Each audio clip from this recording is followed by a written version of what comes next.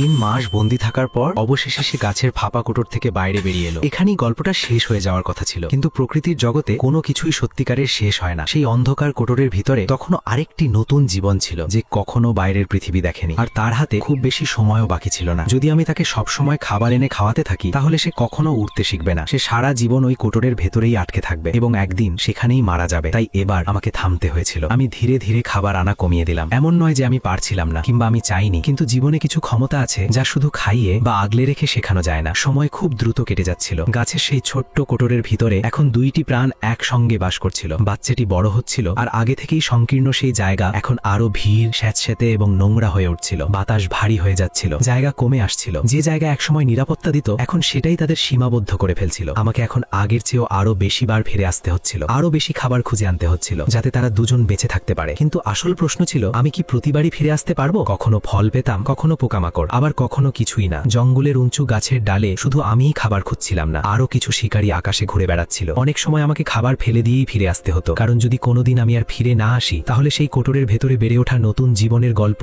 সেখানেই শেষ হয়ে যাবে। এখানে দায়িত্ব শুধু একটি প্রতিশ্রুতি নয়, এটি এমন এক সংগ্রাম যা কখনো থামতে পারে না। আর যদি একবার থেমে যায়, তাহলে তার মূল্য হয় ভয়ঙ্কর। আমি নিজেও জানতাম না আর কতদিন এভাবে ফিরে আসতে পারবো। পুরো 3 মাস সে ওই কোটরের ভেতরেই বন্দী ছিল, কিন্তু এবার সবকিছু বদলানোর সময় এসে গেছে। যে দেয়াল একসময় সে নিজেই বন্ধ করেছিল, এবার সেটি তাকেই ভাঙতে হবে। আমি বাইরে অপেক্ষা করতে লাগলাম। একটি আঘাত, তারপর আরেকটি আঘাত। ধীরে ধীরে শক্ত কাদার দেয়াল ভাঙতে শুরু করলো। অল্প অল্প করে আলো ভিতরে ঢুকতে লাগলো। সে বাইরে আসতে শুরু করলো। তার চলাফেরা ছিল খুব ধীর। এত দীর্ঘ সময় উঠতে না পারায় তার শরীর দুর্বল হয়ে পড়েছিল। তাকে ভারী এবং ক্লান্ত লাগছিল। কিন্তু অবশেষে সে বাইরে বেরিয়ে এলো। মনে হচ্ছিল না যেন সে নিজে বেরিয়ে এসেছে, বরং মনে হচ্ছিল যেন তাকে সেই কোটর থেকে আলাদা করে বের করে আনা হয়েছে। কিন্তু গল্প তখনও শেষ হয়নি। কয়েকদিন পরে সেই কোটরের ভেতরে বেড়ে ওঠা নতুন প্রাণ প্রথমবার বাইরের পৃথিবীর মুখোমুখি হলো। সে কখনো বাইরের আলো দেখেনি। খোলা বাতাস, সূর্যের আলো, এত উঁচু থেকে নিচের পৃথিবী, সবকিছুই তার কাছে ছিল ভয়ঙ্কর এবং অজানা। সে পিছিয়ে যেতে শুরু করলো, কিন্তু এখন আর সেখানে থেকে যাওয়াই ছিল আরো দ্রুত মৃত্যু। আমি তার সামনে উড়ে গিয়ে থামলাম। আমি তার হয়ে উঠতে পারবো না, যেমন কেউ আমার হয়ে উঠতে পারে না। আমি শুধু তাকে এইটুকুই বোঝাতে পারি, এখন তার সামনে আর অন্য কোনো পথ নেই। অবশেষে সে সাহস সঞ্চার করলো। নিজের সমস্ত শক্তি দিয়ে